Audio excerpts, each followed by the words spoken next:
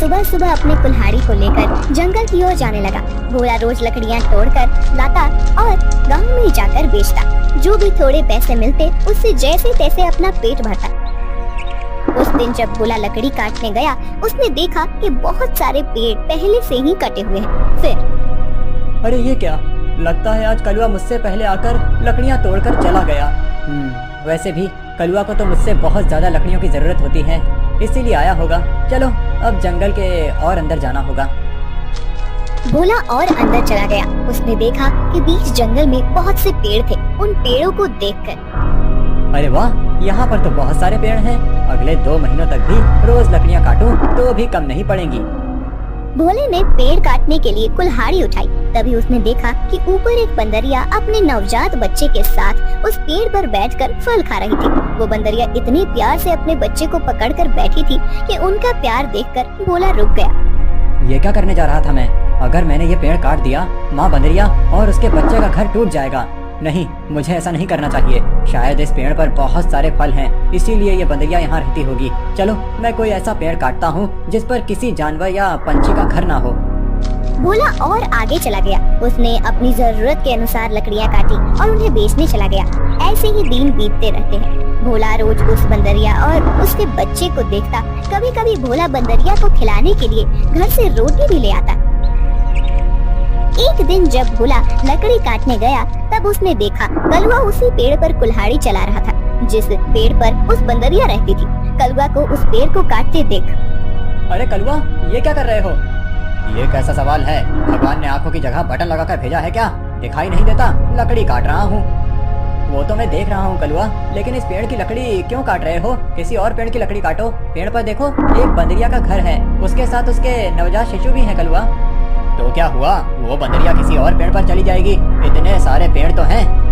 लेकिन कलुआ, लेकिन कुछ नहीं। चल निकल जा यहाँ से। आया बड़ा मुझे सिखाने वाला। और सुन, इस पेड़ को तो पूरा मैं ही काटूंगा, ये ध्यान रखना। तुझे चाहिए तो कहीं और चला जा, नहीं तो ये देख रहा है ना कुल्हाड़ी, मुझे जरा सी भी देर नहीं लगेगी इस कुल्हाड़ी को तुझ पर चलाने में। कलुआ पेड़ काटने लगा। भोला बेचारा चाह कर भी कुछ नहीं कर पाया और आगे चला गया। दोपहर के समय जब भोला जंगल से लौट रहा था, तब सपने देखा कि कलुआ ने वो पूरा पेड़ काट डाला था। भोला को बहुत बुरा लग रहा था। तभी उसकी नजर पेड़ के एक बड़े लकड़ी के नीचे गई। वो बंदरिया उस लकड़ी के नीचे मरी पड़ी हुई थी। उसे देख भोला की आंखों में आंसू बहने लगे। भोला को लग रहा था कि शायद उसके बच्चे की भी मौत हो गई है। भोला उस बंदरिया के पास गया। तभी उसने देखा कि बंदरिया ने मरते हुए भी अपने बच्चे को अपने गोद में सुरक्षित रखा था। हे भगवान, तेरी महिमा अपरंपार है। इस बंदरिया ने मरते हुए भी अपने बच्चे को गोद में सुरक्षित रखा है। सच में माँ आखिर माँ ही होती है। लेकिन अब इस बच्चे का क्या होगा? कलुआ भी कितना दुष्ट है। मैंने बताया था उसे इस पेड़ पर इस बंदरिया का घर है, लेकिन उसने मेरी बात नहीं सुनी। फिर भोला ने गड्ढा खोदकर बंदरिया के शव को उस गड्ढे में डाल दिया। फिर उसके बच्चे को अपनी गोद में उठाकर अपने साथ उसे घर ले आया। उस दिन एक बाद से भोला अपने छोटे भाई की तरह उस बंदर को साथ रखने लगा। एक दिन भोला लकड़ी काटने गया था। तब, क्यों भोला, सुना है तूने किसी बंदर को पाल रखा है? अरे खुद का पेट तो तुझसे भरता नहीं, अब उस बंदर को क्या खिलाएगा? वो वही बंदर है कलुआ, जिसकी माँ के तुम हत्यारे हो। मैंने तुम्हें कहा था कि उस पेड़ पर उस बंदरिया का घर है, फिर भी तुमने वो पेड़ काट दिया। वो बंदरिया पेड़ से गिरकर मर गई, इसीलिए मुझे इंसानियत के नाते उस बंदर को अपने साथ ले जाना पड़ा। अगर मैं उसे नहीं ले जाता तो इस जंगल में ऐसे ही उसकी मौत हो जाती। हाँ तो तू बड़ा दयावान है ना। सारी दुनिया की इंसानियत और अच्छाई एक तुझ में ही भरी हुई है ना। कलुआ, मेरी तुमसे विनती है कि आगे से तुम कोई भी पेड़ काटते समय थोड़ा ध्यान दो कि किसी जानवर पंछी का घर न टूटे। ए भोला, मैंने पहले भी एक बार तुझसे कहा था कि तू मुझे मत सिखा। जब तूने कुल्हाड़ी हाथ में लेना सीखा था ना, उसके कई साल पहले से मैं लकड़ी काट रहा हूँ। तू कौन होता है मुझे सिखाने वाला? रुक, तुझे अभी मजा चखाता हूँ।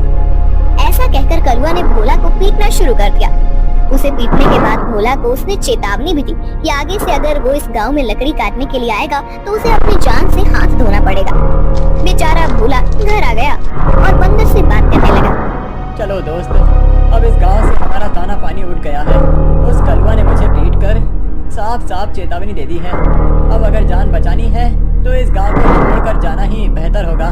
चलो हम कहीं और जाकर हमारी अपनी दुनिया बसाएंगे। भोला बंदर को अपने कंधे पर बिठाकर गांव से कहीं दूर जाने के लिए निकल गया। मेघ बीत रहे थे और भोला दर बदर भटकते हुए काम की तलाश कर रहा था। ना तो उसे काम मिल रहा था और ना उसके रहने का कोई ठिकाना था। जैसे तैसे अपने लिए और बंदर के लिए वो एक वक्त का खाना जुटा पा रहा था। एक दिन ऐसे ही वो थक कर एक पेड़ के नीचे बैठा हुआ था। बंदर उसके गोद में सोया हुआ था। तभी वहाँ एक योगी बाबा आए। प्रणाम योगी बाबा। कल्याण हो पुत्र, एक बात बताओ, तुम इस बंदर को ऐसे गोद में लेकर क्यों बैठे हो? बाबा, इसने अपनी माँ को खो दिया है। इसका इस दुनिया में कोई नहीं है, इसीलिए मैं इसे अपने साथ अपने घर ले आया था। लेकिन हमारे गांव के एक घटना की वजह से मुझे गांव छोड़ना पड़ा और मैं काम और सर पर छत ढूंढते हुए भटक रहा हूँ। पुत्र, तुम्हारा हृदय सच में कोमल है। तुमसे किसी का भी दुख नहीं देखा जाता। तुमने इस अनाथ बंदर की जिम्मेदारी लेकर इसे एक परिवार दिया है।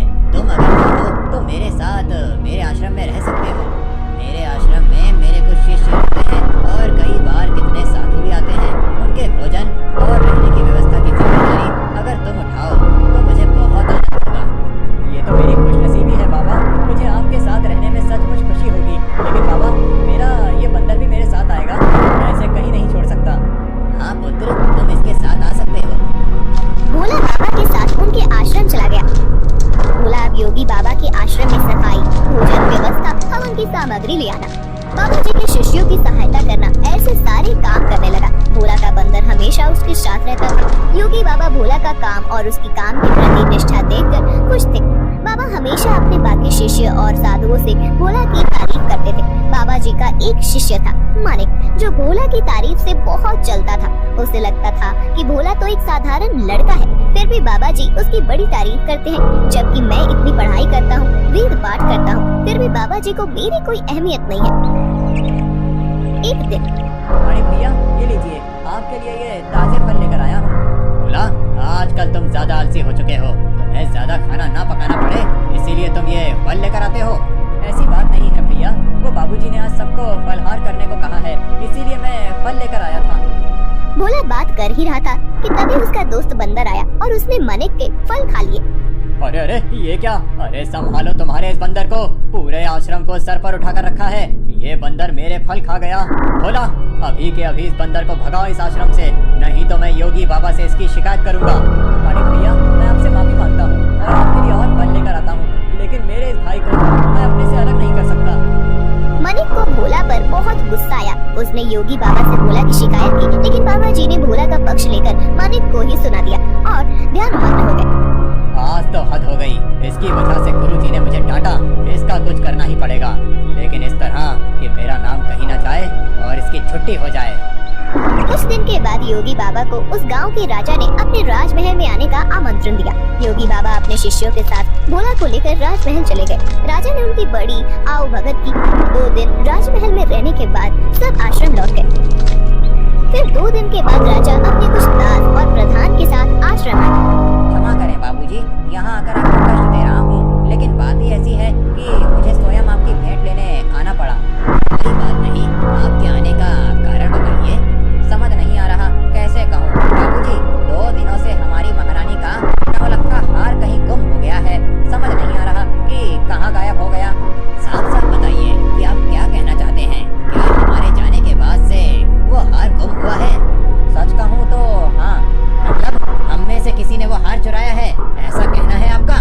नहीं बाबूजी, मैं आप पर शक करने का पाप नहीं कर सकता, लेकिन महारानी की वजह से मुझे यहाँ पर आना पड़ा। महाराज, आपके यहाँ आने की वजह से मुझे कोई आपत्ति नहीं हुई, लेकिन मैं अपने सारे शिष्यों को अच्छे से जानता हूँ। मेरे शिष्यों में से कोई भी चोरी जैसा पाप नहीं कर सकता। फिर भी अगर आपको तसल्ली ना हो तो आप सबकी तलाश ले सकते हैं। राजा के साथ आए हुए दासों ने सबकी तलाशी ली। तब उन्हें भोला की झोली में वो 9 लखा हार छुपाया हुआ मिला। वो भोला को पकड़कर ले गए। छोड़ो मुझे, मैंने कुछ नहीं किया है। बाबूजी, मैं सच कह रहा हूँ, मैंने चोरी नहीं की। भोला, तुमने चोरी की है?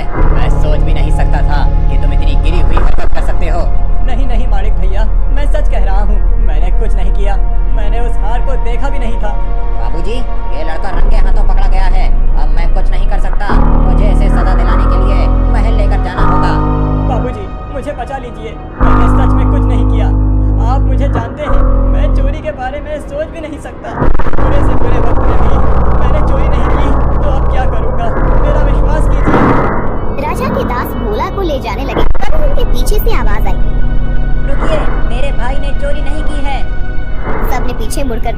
भोला का बंदर पीछे खड़ा होकर बोल रहा था। महाराज, मेरे भाई ने चोरी नहीं की है। ये हार किसी ने जानबूझकर उसके झोले में डाला है। ये क्या, एक बोलने वाला बंदर? हाँ, मैं बोलने वाला बंदर हूँ। मेरे बचपन से लेकर भाई मुझसे बात करते आए हैं। ये रोज मुझसे ढेर सारी बातें करते हैं। उन्हें बोलते हुए देख और उनकी बातें सुनकर ही मैंने बोलना सीखा है। मैं दावे के साथ कह सकता हूँ, मेरे भाई ने चोरी नहीं की है। अच्छा, तो तुम दावे के साथ कह रहे हो, तो तुम्हें ये भी पता होगा कि ये हार जानबूझकर इसकी झोली में किसने डाला? हाँ, मुझे पता है। इस माड़िक ने मेरे भाई के झोले में वो हार डाल दिया था। क्या तुम सच बोल रहे हो? नहीं नहीं बाबूजी, ये झूठ बोल रहा है। मैंने सच में चोरी नहीं की है। तुम्हारी लड़खड़ाती हुई जुबान ने सब सच कह दिया है माड़िक। मैं कभी सोच ही नहीं सकता था कि तुम ऐसा करोगे। सच सच बताओ, तुमने चोरी क्यों की? और उसका इल्जाम बेचारे भोला पर डालकर क्या करना चाहते थे तुम? मालिक ने अपनी जलन के बारे में सब सच सच बाबा जी को बता दिया। महारानी के हार की चोरी के जुर्म में मालिक को पकड़ लिया गया। फिर भोला, तुम्हारा ये बंदर सच में बड़े काम का है। ये हमारे राज्य की बड़ी मदद कर सकता है। मैं चाहता हूँ कि तुम इसके साथ हमारे राज्य के गुप्तचर बन जाओ और हमारे शत्रुओं की गतिविधियों पर नजर रखो। इस बंदर पर किसी को शक नहीं होगा और तुम आसानी से सब पर नजर रख पाओगे। इस काम के बदले में तुम्हें बहुत धन दिया जाएगा। राजा जी की बात भोला को सही लगी। योगी जी ने उसमें हामी भरी। भोला अब राज्य का पहला ऐसा गुप्तचर बन गया जिसका साथी एक बंदर था।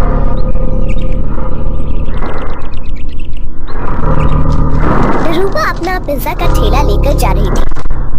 ले लो, गरम पिज्जा ले लो, वेज पिज्जा, चीज पिज्जा ले लो। बहुत दिनों से रूपा का पिज्जा का धंधा कुछ ठीक से नहीं चल रहा था। ग्राहक उसके ठेले के पास से गुजरते थे लेकिन पिज्जा खरीदने के लिए नहीं रुकते थे। तभी वहाँ रूपा के पिता की उम्र का किशोरी लाल आया। किशोरी लाल सीटी बजाते हुए, अरे वाह, आज तो लगता है मेरी नसीब बहुत जोरों पर है। सुबह सुबह चिकनी चमेली के दर्शन हो गए। मेरा रास्ता छोड़िए। अरे रास्ता छोड़े मेरे दुश्मन। हम दोनों के तो रास्ते जल्दी ही एक होने वाले हैं और तुम बोल रही हो कि रास्ता छोड़ दो। ये ठीक नहीं है डार्लिंग। अच्छा, तुम्हें डार्लिंग कहूंगा तो चलेगा ना? वो क्या है ना, मैंने सुना है कि आजकल की लड़कियां को डार्लिंग, जानू बच्चा, ऐसे सब सुनना अच्छा लगता है। तुम बताओ मैं तुम्हें क्या कहकर पुकारूं? कोई जरूरत नहीं है मुझे किसी भी नाम से पुकारने की, जाने दीजिए मुझे। रूपा रास्ता बदलकर जाने लगी। तभी किशोरी लाल ने रूपा का हाथ पकड़ लिया। छोड़ो मेरा हाथ, छोड़ो। अपनी बेटी की उम्र की लड़की का हाथ पकड़ने में शर्म नहीं आती तुम्हें किशोरी लाल? किशोरी लाल नहीं, सुनिए जी कहकर बुलाओ मुझे। और मुझे शर्माने की जरूरत नहीं है। शादी होने वाली है हमारी। तुम्हारे उस जुआरी बाप ने मुझसे कर्जा लिया था। कर्जा नहीं चुका पाया इसलिए अपना घर उसने मेरे नाम पर दिया। ये तो मेरी रहमत समझो कि मैंने तुम लोगों को घर से बाहर नहीं निकाला। ये करके भी वो रुका नहीं, फिर से जुआ खेलने के लिए मुझसे पैसे लिए और कहा कि अगर पैसे नहीं चुका पाया तो मेरी बेटी से शादी कर लेना। अब एक तो तुम्हारे बाप को कहो कि मेरे पैसे लौटाए, नहीं तो तुम मुझसे शादी करने के लिए तैयार हो जाओ। रूपा मायूस होकर घर चली आई। उसने अपनी माँ भारती को रोते हुए सब बात बता दी। तभी रूपा के पिता, अरे सही तो कह रहे थे सेठ, तुम्हारे तो नसीब खुल गए हैं कि इतने अमीर आदमी से तुम्हारी शादी होगी। नहीं बापू, मैं इतने बड़े आदमी से शादी नहीं करूंगी, चाहे कुछ भी हो जाए। और माँ, आज के बाद मैं नहीं जाऊंगी पिज्जा का ठेला लेकर। रूपा अंदर जाकर रोने लगी। अगले दिन से भारती पिज्जा बेचने जाने लगी। कुछ दिन हो गए लेकिन फिर भी जितनी जरूरत थी उतना धंधा नहीं हो रहा था। भारती बहुत परेशान हो गई थी। दिन भर पूरे गांव में घूमने के बाद रात को भारती घर जा रही थी। वो एक जगह पर बैठ गई। हे भगवान, और कितनी परीक्षा लोगे हमारी। इतनी मेहनत करके भी पैसे हाथ में नहीं आते। पति है जिसे जुआ खेलने से फुर्सत नहीं मिलती। एक लौती बेटी है, इतनी रूपवती है, लेकिन उसके पीछे वो किशोरी लाल पड़ा है। मेरी बेटी को उस किशोरी लाल के चंगुल से कैसे बचाऊं? पता नहीं ये पिज्जा का धंधा क्यों चल रहा है। अगर पैसे नहीं मिले तो क्या करूंगी? भारती अपने आप से बात कर रही थी। तभी उसके पास एक बूढ़ी दादी आकर बैठ गई। क्या हुआ बेटी, क्यों रो रही हो? क्या बताऊं अम्मा, मेरे जीवन में इतनी परेशानियां हैं कि क्या कहूं। भारती ने अपनी राम कहानी बूढ़ी अम्मा को बताई। बेटा ये लो, कल से तुम ये मसाला डालकर पिज्जा बनाना। देखना, इस जादुई मसाले से जो पिज्जा बनेगा उसका स्वाद के चर्चे दूर दूर तक होंगे। जल्द ही तुम्हारी सारी परेशानियां दूर हो जाएंगी। भारती को वो मसाला देकर बूढ़ी अम्मा गायब हो गई। अगले दिन भारती ने उस जादुई मसाले से पिज्जा बनाया। अरे वाह माँ, आज तो पिज्जा की खुशबू बहुत अच्छी आ रही है। मैं एक खाकर देखूं? वाह माँ, ये तो सच में बहुत अच्छा बना है। कैसे बनाया तुमने ये? इसमें कुछ अलग डाला है क्या तुमने? हाँ, कल रात को ये थक कर उस पुराने खंडर के पास बैठी थी, तभी वहाँ एक बूढ़ी अम्मा आई थी। मैं बहुत परेशान होकर रो रही थी। तभी उन्होंने मुझे मेरे रोने का कारण पूछा। जब मैंने उन्हें हमारे बारे में सब सच बताया, तब उन्होंने मुझे ये मसाला दिया और कहा कि इसमें पिज्जा में डालकर पिज्जा बनाऊंगी तो पिज्जा का स्वाद बढ़ जाएगा। वही मसाला मैं डाला है अभी इसमें। क्या? उस खंडर के पास? माँ, तुम्हें पता नहीं वहाँ क्या है? तुम इतनी डर क्यों रही हो? ऐसा क्या है वहाँ पर? अरे माँ, कहते हैं कि वहाँ पर एक बूढ़ी का भूत रहता है। तुम्हें जो बूढ़ी अम्मा मिली थी, कहीं वो वही भूत तो नहीं थी? ये क्या बोल रही हो तुम बेटा? कल मेरी मुलाकात में भूत से हुई थी, लेकिन उसे देखकर ऐसा लग तो नहीं रहा था। लेकिन माँ, ये तो सोचो कि कोई सामान्य औरत तुम्हें जादुई मसाला कैसे देगी? हो ना हो वो जरूर कोई भूत ही होगी। अब वो कोई भी हो, क्या फर्क पड़ता है? अगर उसके इस मसाले की वजह से हमारे पिज्जा की बिक्री बढ़ गई तो अच्छी ही है ना। सोचो, हम उस किशोरी लाल के सारे पैसे चुका देंगे तो उसे तुम्हारा पीछा छोड़ना होगा। हाँ, ये बात तो है। सिर्फ एक बात याद रखना, किसी को कानो कान खबर ना हो कि हमें किसी भूतनी ने जादुई मसाला दिया था। भारती अपना ठेला लेकर निकल पड़ी। जादुई पिज्जा की महक पूरे गांव में फैल रही थी। अरे भारती, आज तो बहुत बढ़िया खुशबू आ रही है तुम्हारे ठेले से। दो पिज्जा खिलाओ तो। भारती ने लालचंद को गर्मा गर्म पिज्जा सॉस के साथ दिया। लालचंद पिज्जा खाने लगा।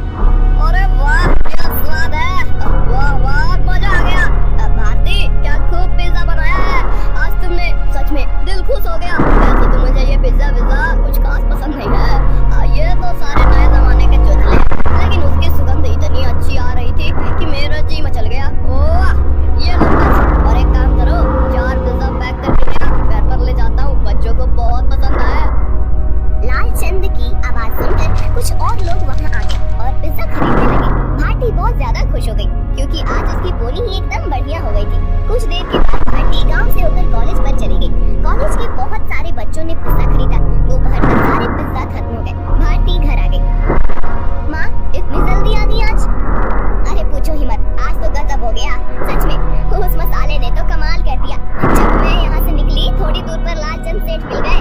पिज्जा की खुशबू से खींचे चले आए। 2-3 पिज्जा खा लिए उन्होंने और 4 पैक करके घर ले गए। इतनी तारीफ कर रहे थे पिज्जा की, तो क्या ही बताऊं। उनकी आवाज सुनकर कुछ और गाँव वाले आए और उन्होंने भी पिज्जा खरीद लिया। आज तो बहुत अच्छी बोनी हो गई थी।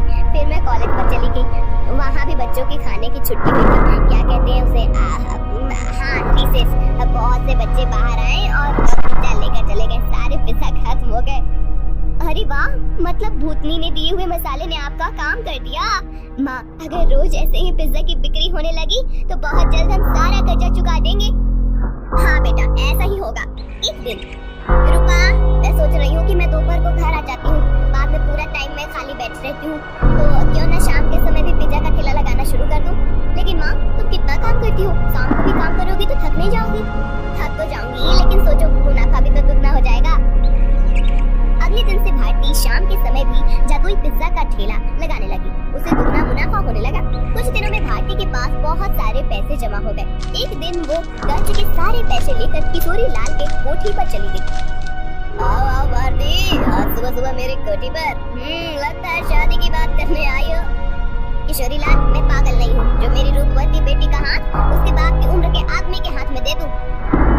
बिल्कुल तुम पर ही गई है तुम्हारी बेटी। कुछ दिन पहले वो भी यही कह रही थी, लेकिन शायद तुम दोनों को अभी तक समझ नहीं आया है कि रमेश ने ही मुझसे वादा किया है कि अगर उसने लिए हुए कर्जे को वो चुका नहीं पाया तो वो रूपा का हाथ मेरे हाथ में दे देगा और तुम लोग तो मुझे पैसे वापस करने से रहे।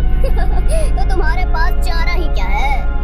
अपने सपनों से बाहर आओ किशोरी लाल। कहीं ये कांच का सपना टूट गया तो उस टूटी हुई कांच के टुकड़े आंखों में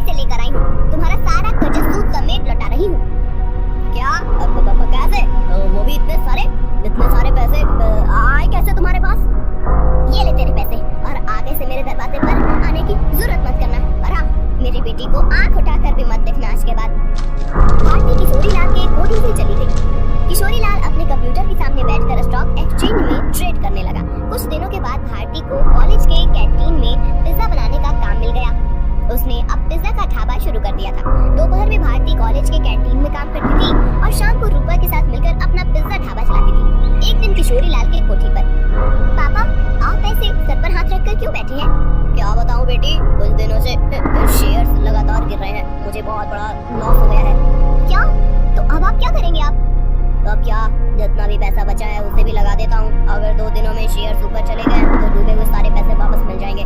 लेकिन अगर ऊपर नहीं गए तो? शुभ शुभ बोल कर मुई, एक तो मैं पहले ही इतने टेंशन में हूँ और तू ऐसी बातें कर रही है। जा अब यहाँ से। 3 दिन बीत गए लेकिन शेयर मार्केट ऊपर नहीं आया। किशोरी लाल के बचे खुचे पैसे भी डूब गए। उसे अपनी कोठी भी बेचनी पड़ी। अब किशोरी लाल रास्ते पर आ गया था। किशोरी लाल को लॉस से इतना धक्का लगा कि उसकी हालत बहुत खराब हो गई और उसने बिस्तर पकड़ लिया। घर की जिम्मेदारी अब शीतल पर आ गई। गांव में ही एक छोटे से टूटे फूटे घर में दोनों रहने लगे। 3 महीने के बाद, पापा ये लीजिए दवाई पी लीजिए। बेटा दवाई के लिए पैसे कहाँ से आए तुम्हारे पास? पापा मैं एक जगह करती हूँ, उससे जो पैसे आते हैं उसी में दवाई लेकर आई हूँ। और पापा मैंने इस घर का किराया भी दे दिया है और खाने के लिए राशन भी भर दिया है। अब आप सो जाइए, मुझे काम पर जाना है। ये सब उस भारती की वजह से हुआ है। जिस दिन से वो आकर मुझे खरी खोटी सुना कर गई, उसकी बेटी भी हाथ से चली गई। मैं छोड़ूंगा नहीं उस भारती को। पापा अब तो समझिए इसमें भारती चाची की कोई गलती नहीं है। रूपा मेरी उम्र की है। उसके साथ शादी की बात करने के बारे में सोचते हुए आपको ही शर्म आनी चाहिए थी। कौन सी माँ चाहेगी कि उसकी बेटी की शादी ऐसे आदमी से हो? मुझे बहुत दया आ रही है उन पर। दया तो उन्होंने हम पर दिखाई है पापा।